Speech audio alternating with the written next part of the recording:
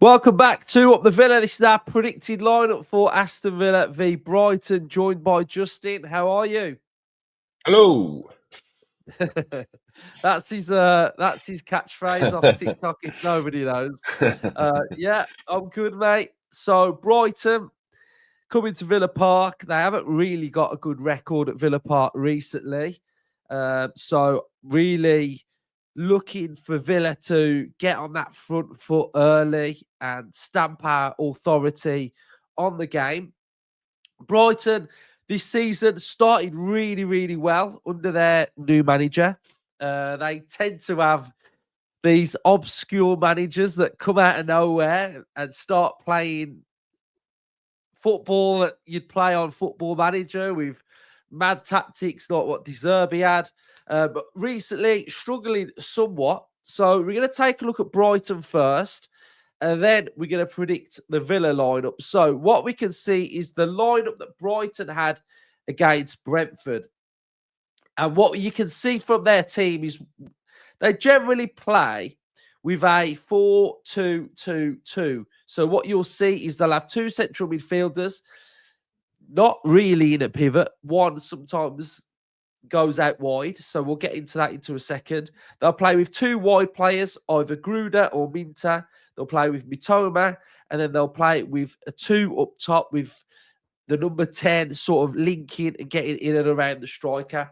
They press with a front two, which should help Villa. I'll show you some screenshots in a second. But what we're starting to see recently with Brighton is their right-sided central midfielder will drift over to that right-hand side and leave the one central midfielder in the middle of the park. And this is the area that I think Villa can really exploit Brighton. So if we take a look at some of the screenshots now, you'll be able to see some of the highlights from the game against Brentford. And what you can see is they're pressing with that front two. But what you'll find is that the distance between the front two and the wingers is quite a big distance. So Flecken plays a long ball upfield, which is fine, which you can do. You can try and bypass their midfield. But the easier balls are out to these areas through here. And those are the sort of areas that Villa like to build up with as well. We sometimes don't really go as long, but we build up with our centre halves and our fullbacks as well. So that option looks like a really good option to me. The big danger areas are out wide, especially. There's a lot of overloads and a lot of rotation out on those wide areas. We've got Mitoma who will cut inside and whip those balls in. Brighton do get a lot of players further forward as well, so they will commit. But it's these wide areas, the overloads, the trying to get sort of like a 2v1, etc., that we've got to be careful of. We can see this player now. He's curving, he's running, he's going back inside. We've got quite a lot of players in the box as well. But the one area over the last couple of games that I feel like can massively be exploited is the centre of the pitch. I already showed you earlier about the players that will go out wide, the overloads, the areas of the rotations that they have out wide. If you have a look here, you've got 1, 2, 3, 4, 5, 6 players all on that one side of the pitch, which tells me we've got lots of space over here, but we've also got a massive amount of space in this area for players to get on the ball, pick their passes, find the right players. So if you can turn Brighton over and exploit this middle of the pitch, then you're going to be able to get a lot of joy against Brighton, especially. We've got players that can play those vertical passes, that can slice through areas. We've got ball carriers as well. So it might be a game for a Ramsey at some point if he has to come on, get on the ball and start dribbling with it as well. So those are some of the areas that I've highlighted. Again, what you can see from this heat map and you can see from the average positions against Brentford is you can see that Baleba in the centre of the pitch is having to cover a lot of ground. There's not really a definitive red heat map here, which tells me that he's having to cover a lot of ground because his other central midfielder, O'Reilly, has drifted over to that right-hand side. So you can kind of see that there is a 2-2-2. So you've got O'Reilly and that central midfielder. You've got the two out wide, and then you've got the two players that are central as well. So, if it's Gruder or if it's Minte, you can see that they're intended to try and get into the 18-yard box. And you've got Matoma as well on that opposite side. Fullbacks will try and get forward a little bit. Some games they do. And then you can see that Veltman was doing a lot of defensive work against Brentford as well. So, Justin, have you seen much of Brighton this season? You're on mute. Sorry. I can't remember seeing many times this season. I've seen them bits and bobs. I've seen lots of highlights and clips and goals and stuff. So I've got to be honest, probably one of the least amount of teams I've watched this season. But they're always in and amongst it, aren't they? I know they're in a bit of a tricky run at the moment, so I'm hoping it's come at a good time for us. But they always play good football. They'll always knock it around nicely. And they've got a lot of really good technical players, haven't they? So we've definitely got to be on our toes. I love Matoma. I think Pedro up front, is a handful. Welbeck, I think he's injured currently, so that's a bonus because he always scores against Villa. We've just got to be on it, haven't we? And I think this is one of the games at home where you think, okay, if we play well, we win the game. So I think we need to concentrate more on us rather than them. And I think if we're at almost our best, I think we've got too much for them, to be honest. So the only way they get anything from this game is if we just have a bit of a stinker, or which we have done a few times this season, have a bit of a mind block at the back and give them something. But I'm pretty confident we've got enough to dispatch Brighton on Monday. Team news wise, I know we're going to come on to it. It's really, really tough, this one, for me. With Duran and Cash obviously both suspended, it does throw a lot of question marks into how do we go. And the way you've just sort of looked at how they play, Balbea? He just sort of sits really at the back in the middle of midfield on his own. He lets all the other players sort of float in and around him. In Cisse, looking at those, average position, was higher up the pitch than Joe Pedro. So they like to commit people forward. They like to try and create chances. So I think if we are on it, we win the game. Well, let's predict the Villa lineup then. I've kind of done a back five to start with. Cash is out, suspended. That would then lead Konsa to go at right back. I mean, Nedeljkovic isn't going to go at right back, is he?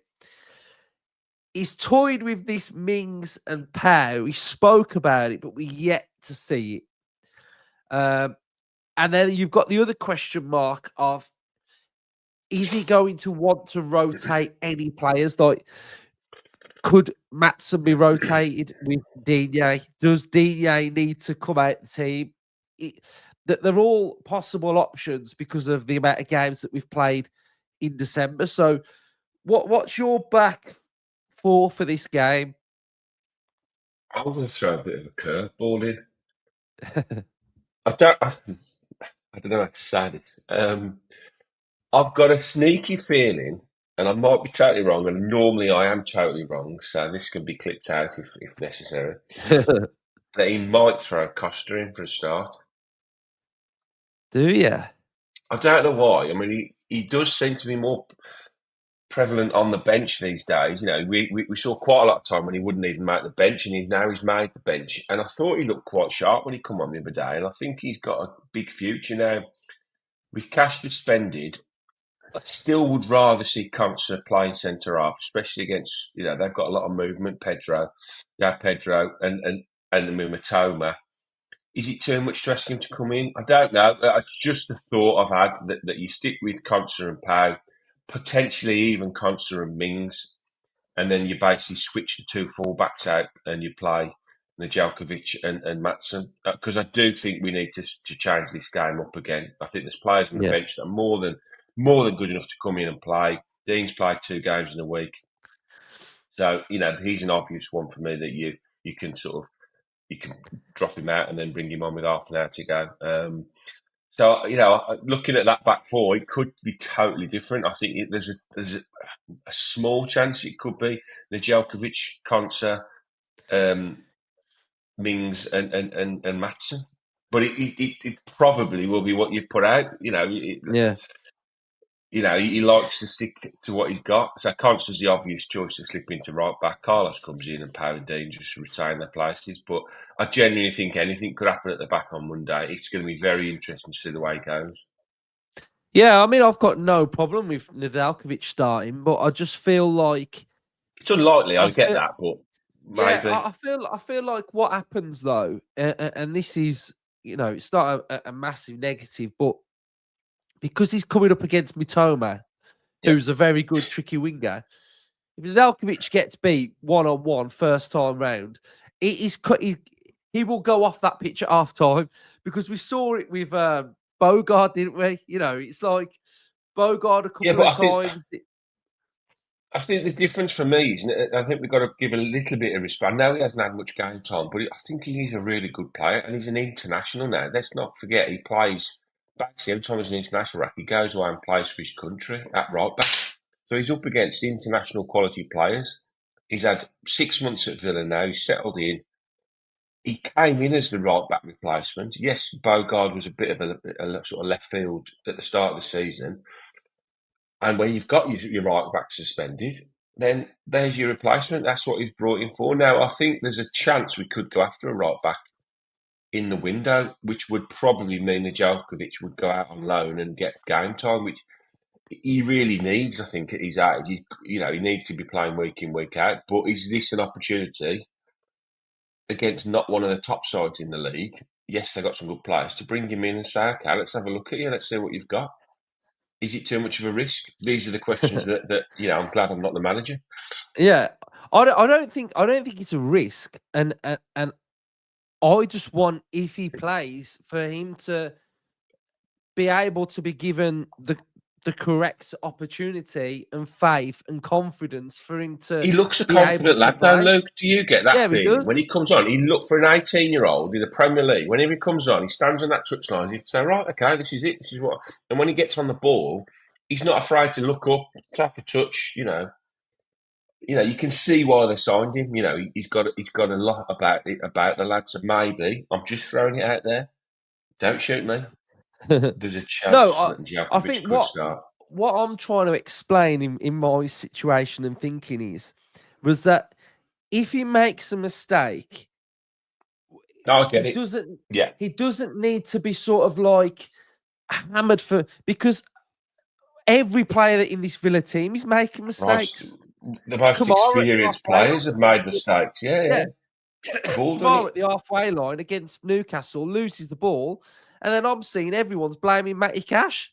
And I'm thinking, look at Pau Torres in that last Champions League game. He just rolls the ball across his 18-yard box right to their centre forward. Carlos has underhit passes, so we've got to back him. It's really weird because in the last game, the Newcastle game, I was absolutely adamant we were going unchanged, and we didn't, and we did. So now I'm going into the next game thinking we could change 6 or 7 here. There's a potential we could change quite a few, but it's where we are, isn't it?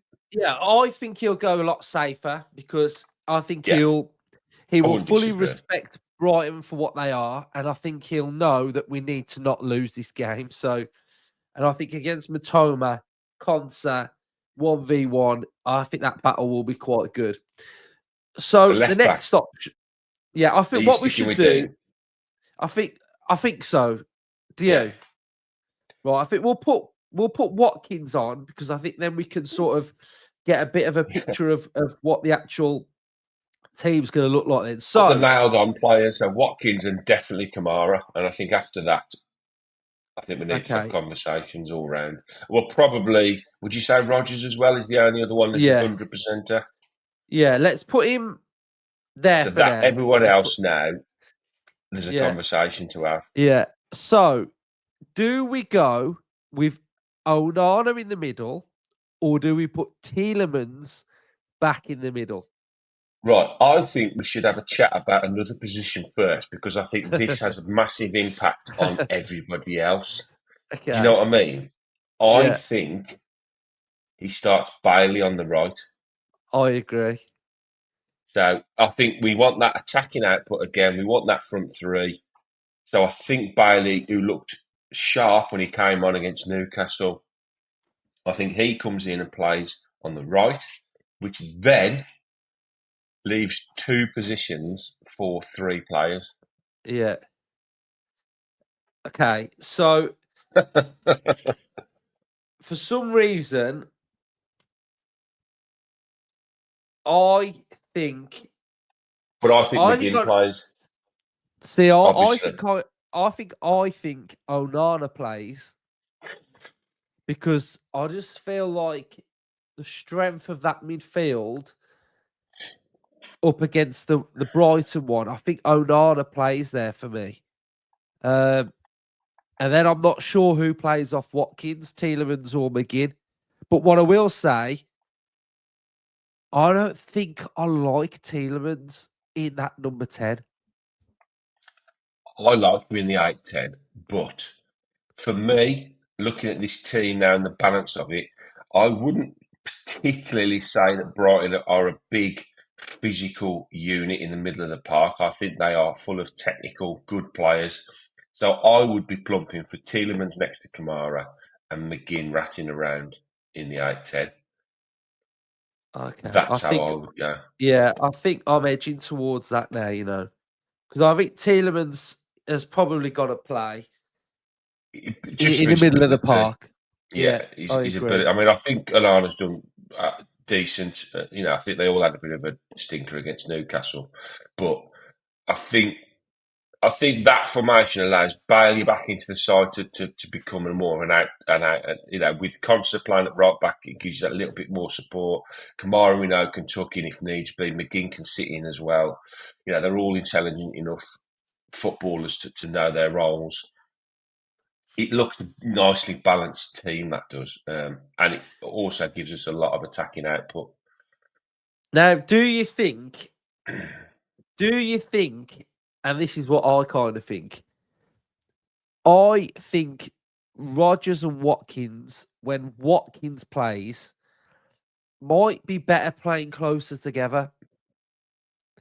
So do you think McGinn could go on the Switch left McGinn. and Rodgers goes right off Watkins? I think, to be honest, my my thoughts on our front three and four has always been it's very fluid, and I think they've all given a little bit of license to sort of wander around. I think Bailey does stick to the right, but I think McGinn and Rodgers are interchangeable. I think you'll see at times Rodgers playing off the left, then he'll at times playing off Ollie, with McGinn doing similar kind of thing. They can chat to each other, and the manager's absolutely, fine just shouting on, okay, Rodgers, just switching McGinn for 10 here. See if we get a bit of joy. And if it's working, you stick with it. And if it's not, you can switch him back out again. There's not a problem with it. Even if Tielemans pushes forward, you see McGinn sitting in and holding that position and double pivot as well. That's fine. They have to all be, know their role and know that if one player goes, another player sits. That's generally how it works in football, isn't it? So I like Rodgers off Watkins and I like Bailey off the right. All at their best. That's a hell of a front three that would cause anybody havoc. He's just hoping that Bailey can come in and he needs a good first touch. He needs to beat his man first time out, and he needs to have a good first 10, 15. And I think we could see, hopefully, the resurgence of Leon Bailey. Yeah, going into 2025, that's Be something nice. that I would really like to see. We need it. Right, so we will end the episode there. That's our lineup. Villa fans, let us know what you're going with. What are your thoughts? Who would you play? Maybe chip in about the Nedeljkovic conversation, middle of the park, etc. So next time you see us, we'll be on the fan cams after the game on Monday, and then you'll have a full week's back to normal content of Leicester with opposition previews, etc. And we'll do all of that. So and we got the transfer window opening. So transfer hub fired up. Hopefully we're talking about a couple of players coming in at Villa as well. So that is a big one. And finally, before we go, actually, Justin, what are your thoughts on Louis Barry back to Villa then? Where's this going? I've got a sneaky feeling he might be kept around the place. I think he's shown more than enough in the first, in his loan, he's been absolutely on fire, isn't he? And I think he can also play numerous positions, which I think adds value to our squad. We're talking about Bailey and McGinn playing off the left, Rodgers playing in the hole, Watkins up top. It's all down to whether the manager thinks he's going to get enough game time, or he's going to have what's going to aid his development more. Being at Villa for the next 6 months, in and around the squad, in match day squads, maybe getting the odd minute here and there, or having a higher up loan move to a Championship club, maybe, or even a low end Premier League club, maybe. Who knows? His stock has risen a lot now, so a lot of clubs will be looking at him. So maybe one or two of the clubs down the bottom who can't score goals are thinking, let's take a punt on this kid. It's an interesting one. He's been up and down at his time at the Villa. He came in with a massive reputation. Everybody expected him to burst into the first team. He scored that goal against Liverpool in the FA Cup. And at that point, everyone's thinking, wow, what a player on our end. Scored loads of really good goals on the way to winning the FA Youth Cup as well with the kids. And that's always been a good springboard to first team football. Then he went and had a few loans, which didn't particularly do that well. But this one has definitely catapulted him into the thinking, obviously. So I think in the short term, he comes back and the manager has a look at him for the next week or two. Does he make a matchday squad? Not unless he's definitely going to be retained, because I don't think he can play for 3 clubs, is my reading of the rules. So if he played for us, he wouldn't be able to go out on loan again. So I think in the short term, next 2 weeks, 3 weeks, probably towards the middle and end of the transfer window, he's had a good look at within the training day to day. I think my gut instinct is he probably will end up going out on loan to a top end Championship club, and then hopefully continue his rise up, and then brought back in the summer to maybe fight it out. Yeah, because I saw a rumour that Spurs wanted him, so... That's what I mean. A lot of clubs are sniffing around him. He's got a lot of ability. My nephew was actually at the West Brom Academy with him, and I always remember him talking about him like he was like the second coming of whoever. But he said he was absolutely outstanding. Obviously, he got that move to Barcelona, which was just unheard of at the time. So that catapulted him into the sort of higher echelons of youth footballers, didn't it? Didn't quite work out. I've always thought he's got a real chance of making it at the top level, so we'll see. But he's been brought back for a reason. My gut instinct is he'll be looked at and then probably end up going out on loan, I think, again. Yeah, it is really interesting to see how that plays out and how the transfer window will play out as well. So cheers everyone for watching. Up the Villa. Up the Villa.